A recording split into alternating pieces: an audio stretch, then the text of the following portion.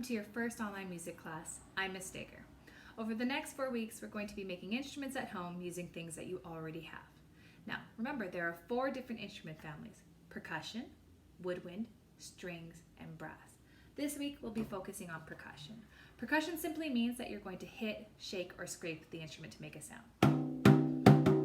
And we're going to be making drums. Every drum has a bass and a skin. And today we're going to be making 2 drums using different materials for the skins. The first drum is going to use a balloon as the skin. The second drum is going to use paper as the skin. Now, before we actually make our instruments, I want you to make a few predictions for me. And reminder, a prediction is when you guess what's going to happen or what something's going to sound like. These are the 4 predictions I'd like you to make now. Question number 1. Do you think the drum with the balloon skin and the drum with the paper skin will make the same sound? Why or why not? Question number 2.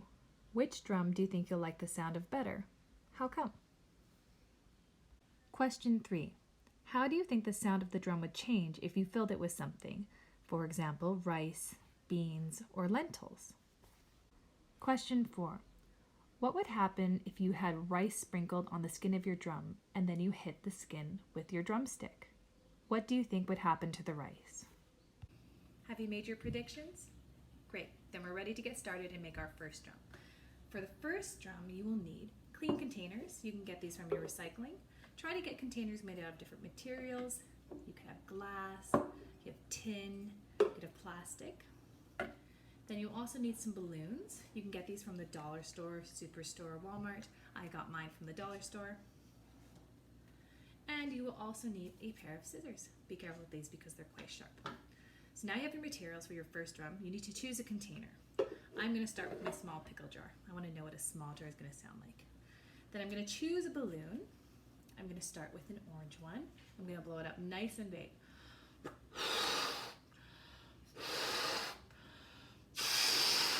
And let out the air. So now the balloon is kind of stretched out. This is what we want. And I'm going to cut off the straight part of the balloon with my scissors. Being very careful, of course.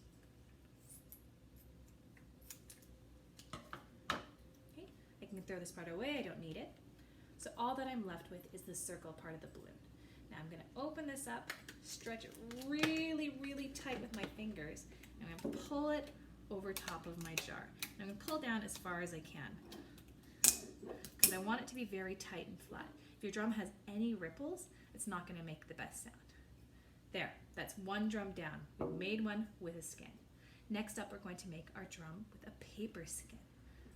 So choose another container, and for this one you're going to need scissors, a pen or pencil, an elastic band, and some paper. So once you have all your materials ready, feel free to pause if you need to. You're going to take your first container, you're going to put it on your paper, and you're going to use your pencil or pen to trace a circle. Just trace your container. It doesn't have to be perfect or pretty. There we go. So now I have a circle. Doesn't have to be perfect. Now my paper, if I use it like this, it's going to be way too big. So I'm going to cut it down a little bit smaller. Doesn't even have to be a circle. Just going to trim the edges a little bit.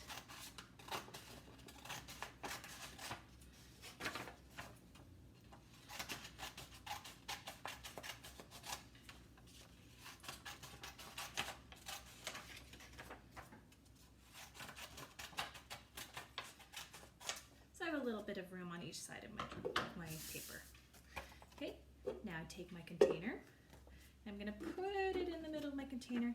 I'm going to squeeze the edges really tight and flat.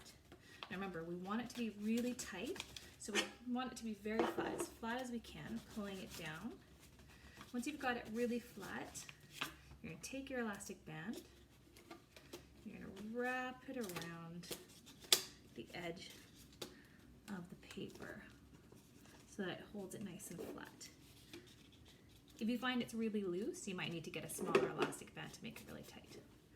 There we go. My drum surface is nice and flat, and now I have my 2 drums. So take some time now and try making drums using different types of containers, different sizes, different skins. And once you have a variety, we're going to get into the exploration part of our activity. So let's start with the first prediction I asked you to make. And that was, do you think the balloon skin and the paper skin will make the same sound? Let's take a listen. Okay, what about the paper skin? Interesting, they made quite a different sound. So take a look. In your prediction, did you think that they were going to sound the same, or did you think they were going to sound different? Why do you think they might sound different? Well, if you look at the balloon skin, it's quite soft, so it vibrates a lot. It makes quite a loud sound. Whereas the paper skin doesn't vibrate very much, so it makes kind of a drier sound. It doesn't have as much of a nice echo. Now, which one did you think was going to be your favorite? Were you correct? I think my favorite is the balloon skin. I really like how it has a nice ring and echo to it. Third question was, what do you think will happen if you fill your container with something? So let's say I make another drum using my pickle or my sauerkraut jar. Let's listen to it.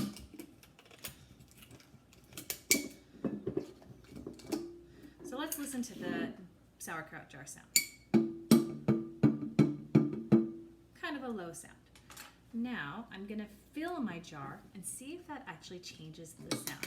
So I'm taking off the skin and I'm going to fill it with something. You could use beans, lentils, rice, peppercorns, anything you really like, but try to choose something that's not too messy, right? You don't want to use flour or anything like that.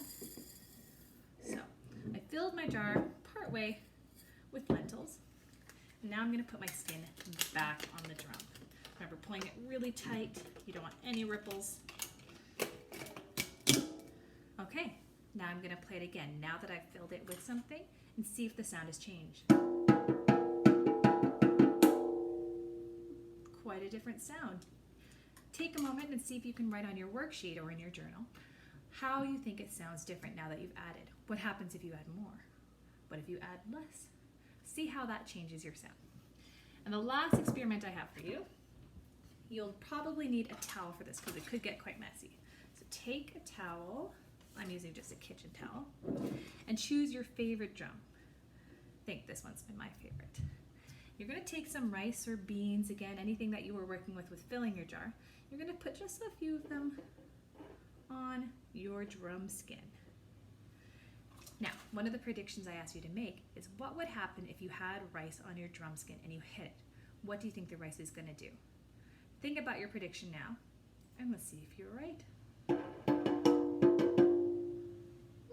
What did the rice do? It bounced off every time I hit the skin. So why do you think that might have happened?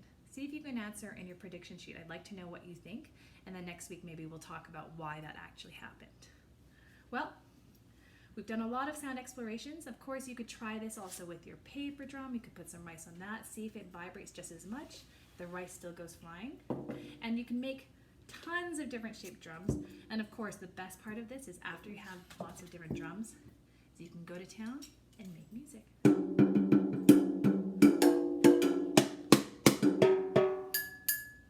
So I hope you enjoyed.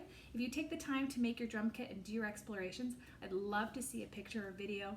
And if you do the worksheet as well, please upload it into the comments. And I'd love to see how your sound explorations went with the percussion family. Take care, and I'll see you next week.